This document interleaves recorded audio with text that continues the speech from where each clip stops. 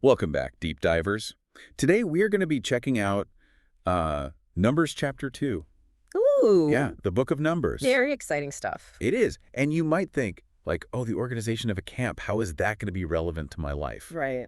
But we are going to be uncovering some practical wisdom from this ancient text. I think that's what's so cool about Numbers chapter 2 is that it gives us this really interesting picture of how the Israelites, fresh out of Egypt, how they organized themselves in this wilderness. Yeah. And it wasn't just like, oh, let's throw down our tents wherever we feel like. Yeah. They actually had a very structured system, Yeah. like a blueprint almost yeah. for how they were going to live together. And the first thing is that the tabernacle is right in the center. Right in the middle. So you can imagine being an Israelite Mm-hmm. and you're walking through the wilderness and all you see is sand and sky. Sand and sky for days. But right there in the center is the tabernacle. Yeah. This visual reminder of their faith, their unity, their purpose. And surrounding the tabernacle are the 12 tribes. Right. Divided into 4 divisions. They've got their own leaders, their own banners. It's all very, organized. Yeah, and the text is very specific about the order of these tribes. Oh, yeah. It goes into detail about the numbers of people, the whole 9 yards. So we know there were 603,550 men. Wow. Not even counting the Levites. Yeah, they were counted separately. They had their own thing going on. It's really amazing the level of detail, right? It is. It makes you think about how we do the census today, and it's like completely different. totally different. Yeah. But okay, so we've got this structure. Okay. What can we learn from this today? Right. Like, what's the takeaway for us in the 21st century? Yeah. I think we can start by looking at that placement of the tabernacle, right? Okay. It wasn't just thrown down in some random spot. Yeah, It was the focal point, the heart of it all. like their values. Exactly. It symbolized their covenant with God, their faith. Oh, that's good. So it makes you wonder, what are our tabernacles today? Like, what are our guiding principles that we want to keep at the center of our lives? Exactly. No matter what's going on around us. What are your tabernacles, listeners? Yeah, think about that. Now, beyond the symbolic importance of the placement of the tabernacle, this whole camp was just super organized. Oh, yeah.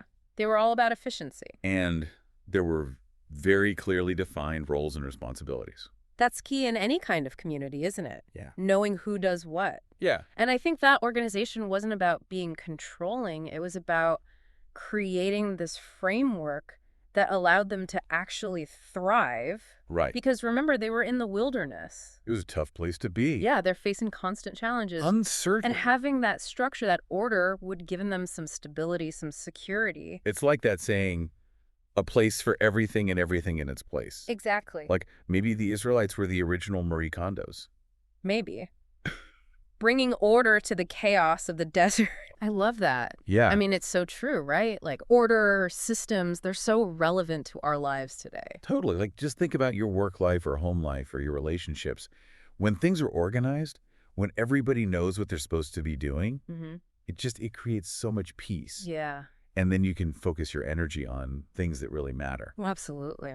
So, okay, let's go back to the specifics of this camp. Okay. So we know they were very organized, but was there a deeper meaning behind the way the tribes were arranged? Like beyond just being super efficient? Oh, yeah, for sure. I mean, if we look at the order of the tribes, we see it's not random. Okay. It's based on lineage, history, and their relationships to each other. Oh, interesting. Like Judah, for example, Okay. the tribe where King David would come from. Right. They were positioned at the front of the camp, leading the way eastward. A small detail, but it says a lot about their leadership within the community. So it's like they're carrying their history with them, Yeah. like physically embodying it. Yeah. That's powerful. And you mentioned that the arrangement was also based on family ties. Right. Tell me more about that. So the tribes camped on the east side. So Judah, Issachar, and Zebulun. Yeah. They were all descendants of Leah, Okay. Jacob's first wife. And then the southern tribes were descended from Leah and Jacob's handmaids and so on. I see. So you have these smaller groups within the bigger structure of the camp Right.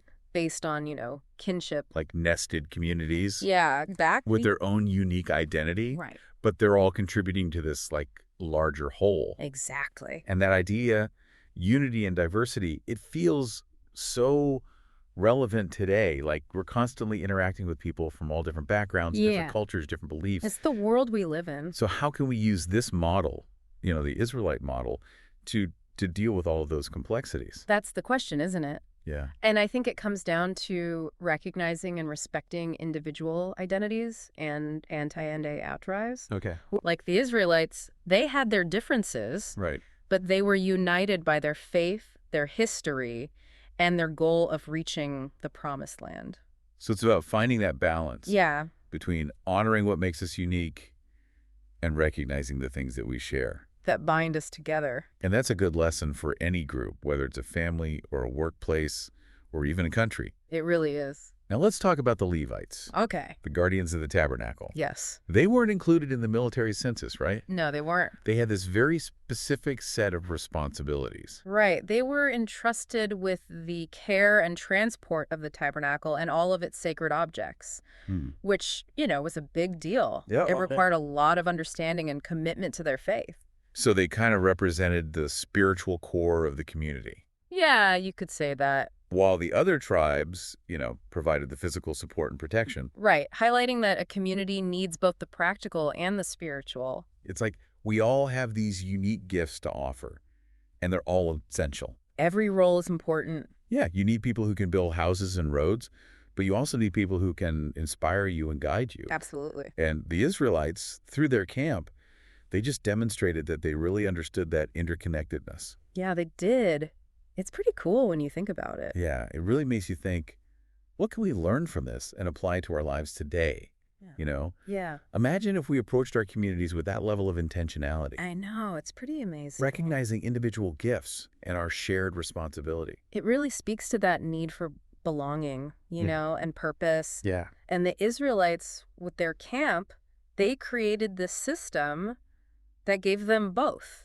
I like that. They had their individual identity with their tribe, but they were also part of this larger whole. Yeah, and that's something we all wrestle with, right? Like finding that balance. Totally. Our own needs versus the needs of the community. How do we contribute? What are our gifts? Big questions. Yeah, big questions. And the Israelite story gives us some clues about how to navigate that. For sure. And it's not about creating some rigid utopian society. Right. It's about fostering that sense of shared purpose, clear roles, respect for each other.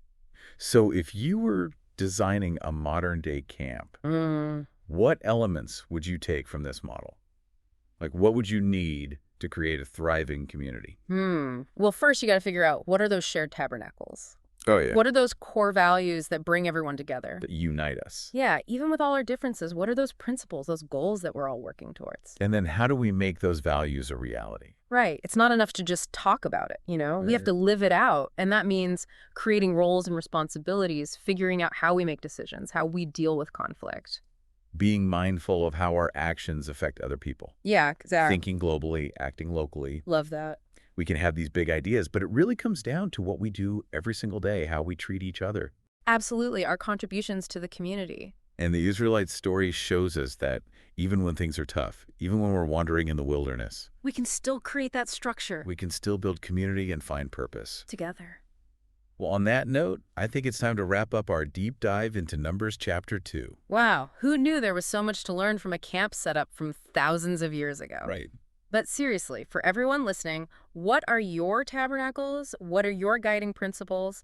And how can you apply these lessons to your own life, your community? That's something to think about. Thanks for joining us on this deep dive, and we'll see you next time. Keep on seeking and exploring.